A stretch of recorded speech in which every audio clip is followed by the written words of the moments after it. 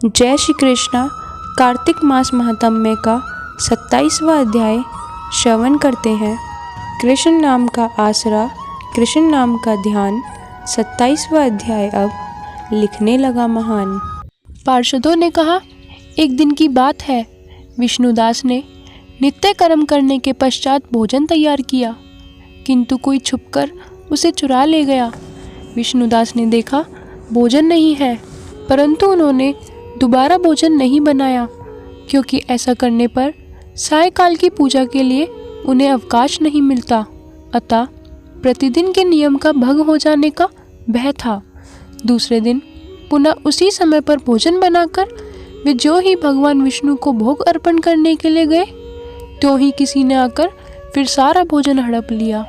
इस प्रकार 7 दिनों तक लगातार कोई उनका भोजन चुरा कर ले जाता रहा। इससे विष्णुदास को बड़ा विस्मय हुआ। वे मन ही मन इस प्रकार विचार करने लगे, आहो, कौन प्रतिदिन आकर मेरी रसोई चुरा ले जाता है?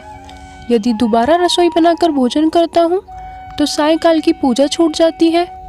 यदि रसोई बनाकर तुरंत ही भोजन कर लेना उचित हो तो मुझसे यह ना होगा, क्योंकि भगवान विष्णु को सब कुछ अर्पण किए बिना कोई भी वैष्णव भोजन नहीं करता।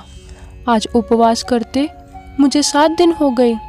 इस प्रकार मैं व्रत में कब तक स्थिर रह सकता हूँ?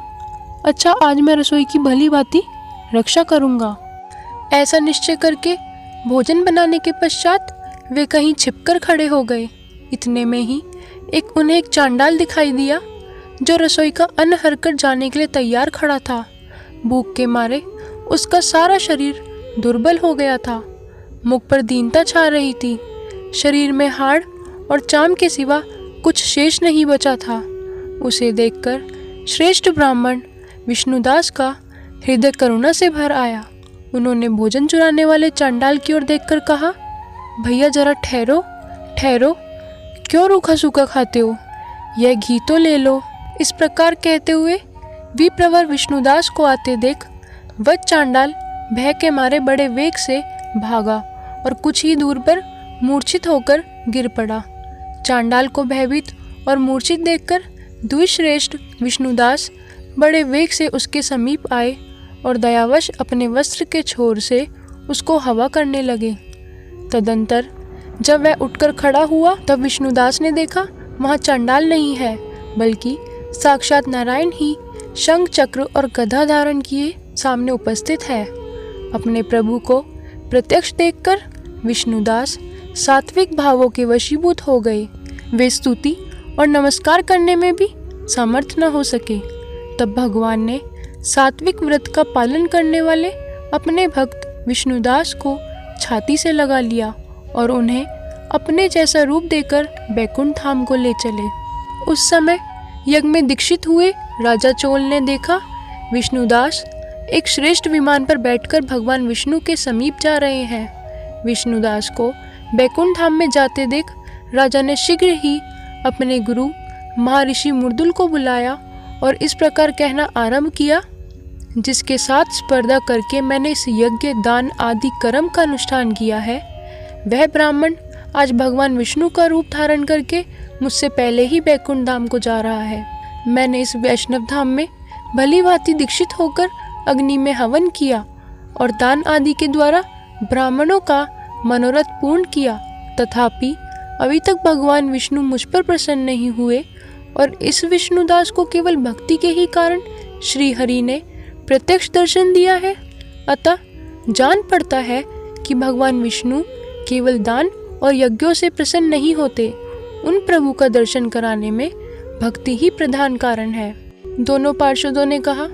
इस प्रकार कहकर राजा ने अपने भांजे को राज सिंहासन पर अभिषिक्त कर दिया। वे बचपन से ही यज्ञ की दीक्षा लेकर उसी में संलग्न रहते थे, इसलिए उन्हें कोई पुत्र नहीं हुआ था। यही कारण है कि उस देश में अब तक भांजे ही राज्य के उत्तराधिकारी होते हैं।